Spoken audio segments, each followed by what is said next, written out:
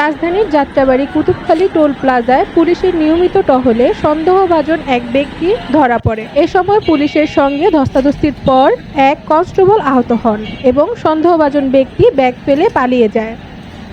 প্রত্যক্ষদর্শী সূত্রে জানা যায়, যাত্রাবাড়ী থানা পুলিশের টিম প্রতিদিনের মতো নিয়মিত টহল দিচ্ছিল। এ সময় পুলিশের চেকপোস্টে এক সন্দেহভাজন ব্যক্তিকে চেক করতে গেলে সে আচমকা পুলিশের উপর ছুরির হামলা করে। এক কনস্টেবল আহত হওয়ার পর সন্দেহভাজন ব্যক্তি দৌড়ে পালানোর চেষ্টা করে। পালানোর সময় সে একটি স্কুল ব্যাগ ফেলে রেখে যায়। পুলিশ সদস্যরা দ্রুত ব্যাগটি উদ্ধার করে এবং সন্দেহের ভিত্তিতে সেটি পরীক্ষা করে। ব্যাগের মধ্যে বোমা থাকার বিষয়টি নিশ্চিত হলে পুলিশ বোমা স্কোয়াডকে খবর দেয়। পরে বোমা স্কোয়াড ঘটনাস্থলে পৌঁছে 5টি বোমা উদ্ধার করে এবং সেগুলো নিষ্ক্রিয় করে।